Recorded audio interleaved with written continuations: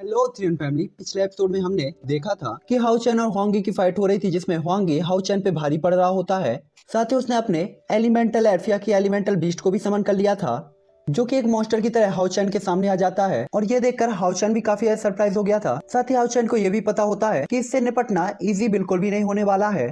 साथ ही हाउ चैन को यह भी पता चल गया था कि इस एलिमेंटल एल्फ की पावर कम से कम रैंक 5 की होनी चाहिए, जिसका मतलब था कि प्रेजेंट टाइम पे हाउ चैन 2 रैंक 5 के मेंबर के साथ फाइट कर रहा था। साथ ही हमने ये भी देखा था कि इस एल्फ को देखकर हर कोई काफी ज्यादा हैरान था, क्योंकि मैंने आपको पहले ही बताया था ये काफी ज्यादा रेयर होता है।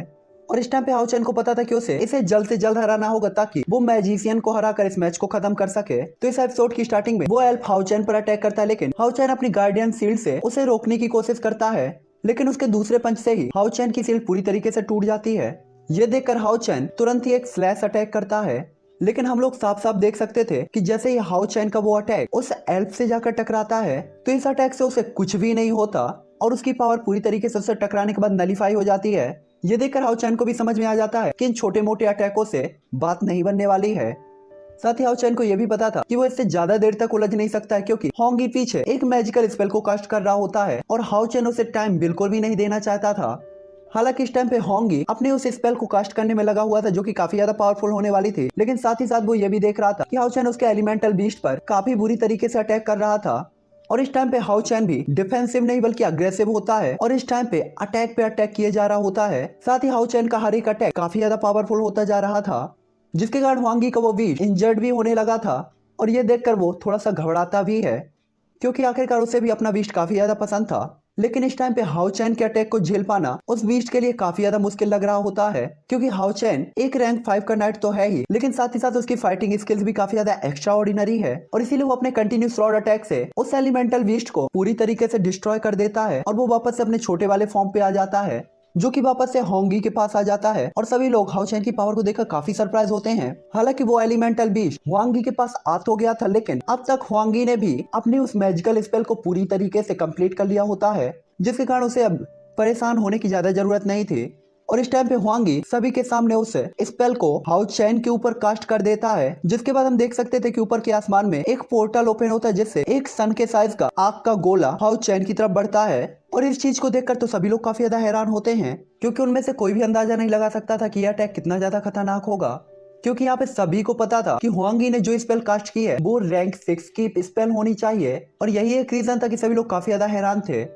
हालांकि इस पावरफुल स्पेल को कास्ट करने के बाद हुआंगी की हालत भी बिल्कुल भी अच्छी नहीं होती और उसकी पूरी स्पिरिचुअल पावर डेड हो गई होती है, जिसके कारण वो खड़ा भी नहीं हो पा रहा था और वो अपने घुटनों पे बैठा हुआ होता है। यहाँ तक कि वो अगला कोई भी अटैक भी चार्ज नहीं कर सकता था।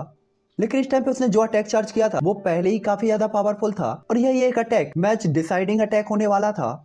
और इस टाइम पे इस अटैक को देखकर जितने एल्डर्स होते हैं वो सभी लोग काफी ज्यादा हैरान होते हैं और साथ ही साथ परेशान भी होते हैं, क्योंकि उन्हें पता था इस कंपटीशन में कोई भी मेंबर रैंक 6 का नहीं है, तो भला वो रैंक 6 के अटैक को कैसे फेस कर सकते थे।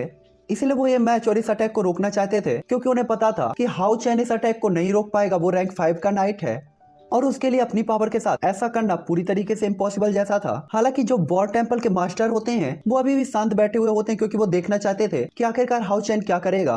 क्या हाउ चैन इस सिचुएशन में हार मानता है या वो लास्ट तक इस अटैक से फाइट करता है।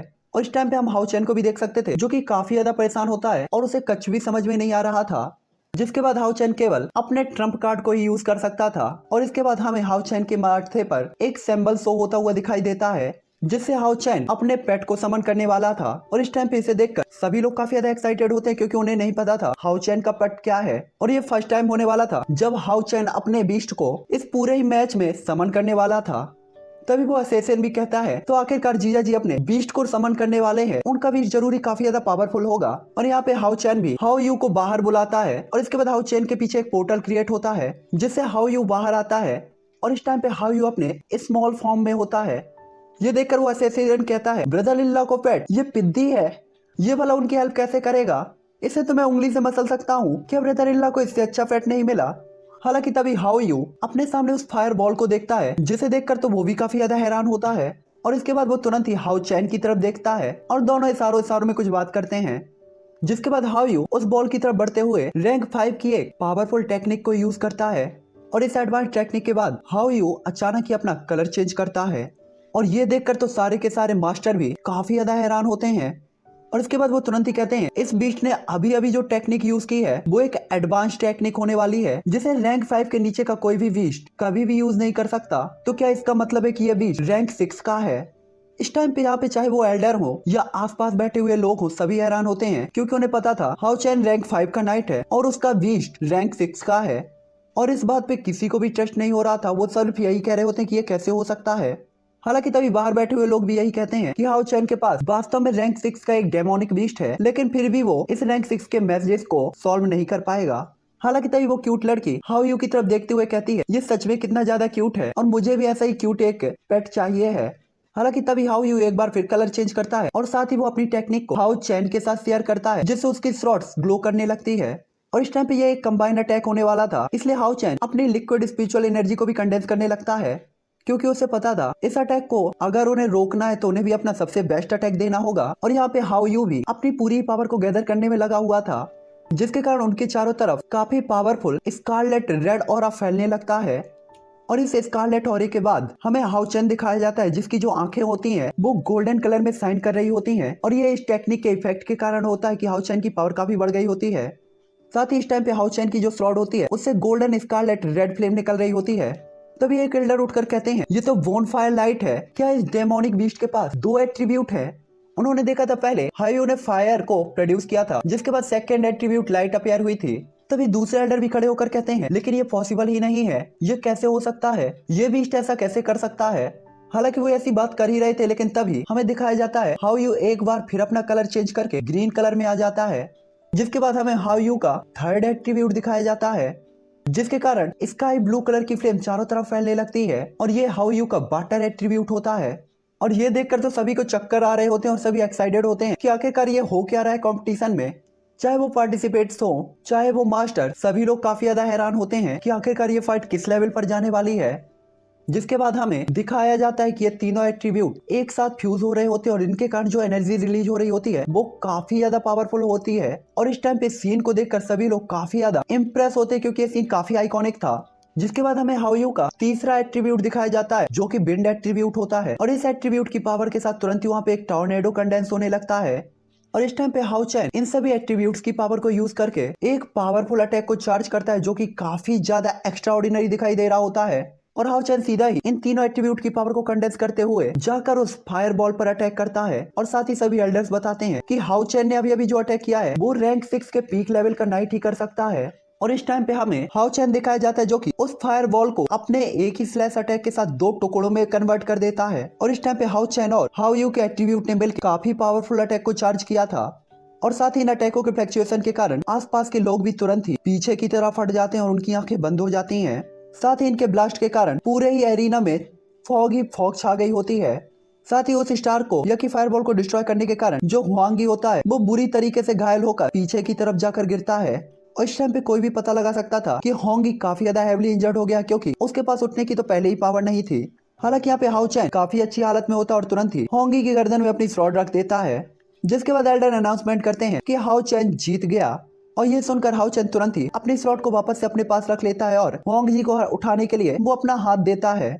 लेकिन इस टाइम पे तो हुआंग जी काफी ज्यादा शॉक होता है क्योंकि उसे उम्मीद नहीं थी कि हाउ चैन वास्तव में ऐसा कुछ भी कर पाएगा और उसे अपनी आंखों पे ट्रस्ट ही नहीं हो रहा होता। हालांकि वो फिर भी खुश होता है और हाउ चैन का हाथ पकड़ लेता है। और इस टाइम पे इन दोनों को एक अच्छा फ्रेंड भी माना जा सकता था। साथ ही आसपास के सभी लोग तुरंत ही तालियां भी बजाने लगते हैं और हाउ चैन को चीयर करने लगते हैं। और इस टाइम पे एसेसियन टेम्पल के सभी लोग काफी ज्यादा खुश होते हैं क्योंकि उन्हें पता था उनके ब्रदर इन लॉ की जीत मतलब शायर का खुश होना।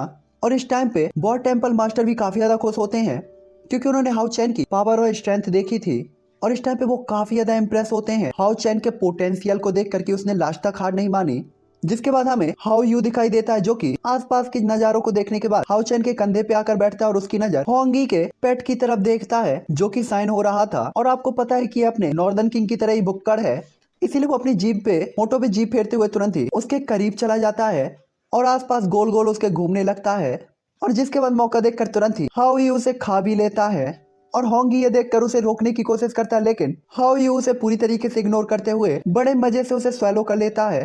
और खाने के तुरंत ही बाद हेलो थ्री फैमिली, पिछले एपिसोड में हमने देखा था कि हाउ चैन और हुआंगी की फाइट हो रही थी जिसमें हुआंगी हाउ चैन पे भारी पड़ रहा होता है। साथ ही उसने अपने एलिमेंटल एल्फिया की एलिमेंटल बीस्ट को भी समन कर लिया था, जो कि एक मॉन्स्टर की तरह हाउ चैन के सामने आ जाता है। और ये देखकर हाउ चैन भी काफी सरप्राइज हो गया था। साथ ही हाउ चैन को यह भी पता होता है कि इससे निपटना इजी बिल्कुल भी नहीं होने वाला है। साथ ही हाउ चैन को यह भी पता चल गया था कि इस एलिमेंटल एल्फ की पावर कम से कम रैंक 5 की होनी चाहिए, जिसका मतलब था कि प्रेजेंट टाइम पे हाउ चैन 2 रैंक